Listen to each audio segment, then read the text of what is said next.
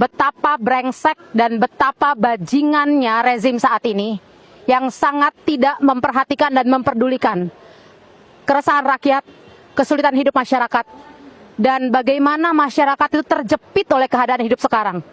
Mereka tetap melanggengkan yang namanya suatu program yang menghisap habis hajat hidup orang banyak.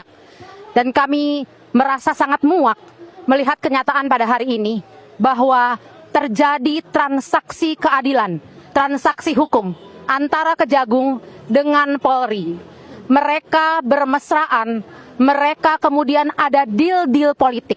Yang ini sangat merugikan pemberantasan korupsi atau indikasi mega korupsi yang terjadi di program makan bergizi gratis. Dan kami memperhatikan kejanggalan-kejanggalan yang secara nyata terang benderang dipertontonkan saat ini. Sementara bagaimana kehidupan rakyat yang makin terjepit, yang makin tergerus. Kenyataan bahwa orang-orang muda tidak punya pekerjaan. Kenyataan bahwa ada 4 juta anak tidak bisa sekolah. Karena sekolahnya nggak ada, sekolahnya tidak dibangun.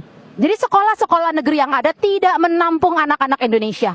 Kemudian ada 60.000 anak-anak muda yang diterima di universitas negeri tidak bisa mendaftar ulang. Dalam arti mereka gagal kuliah. Mereka punya intelijensi yang cukup, mereka punya kecerdasan, tapi tidak mampu untuk kemudian membayar UKT. Jadi kami melihat bahwa itu sebuah fakta yang betul-betul diabaikan. Ya, pemerintah ini sudah sampai ke level buta dan tuli. Dan secara betul-betul biadab memperkosa hak rakyat. Hak rakyat untuk mendapatkan transparansi dari sebuah program yang kami biayai oleh pajak kami, oleh keringat kami. Sampai sekarang, kenapa hanya Dadan? Dadan itu hanya tikus yang kaget masuk ke lumbung padi dan dia kemudian merampok lumbung padi itu. Tapi di atas Dadan ada siapa? Dan yang kami yakin dari koalisi MBG Watch bahwa ini akan menyusul oleh proyek strategis nasional lainnya yang pasti akan terindikasi korupsi juga. Karena tata kelolanya rusak dan hancur.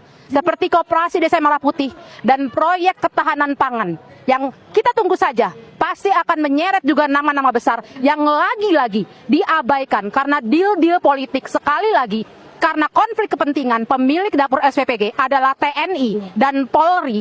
Program yang dari awal memang direncanakan terang-terangan. Bukan tentang makan, bukan tentang gizi, dan bukan tentang gratis.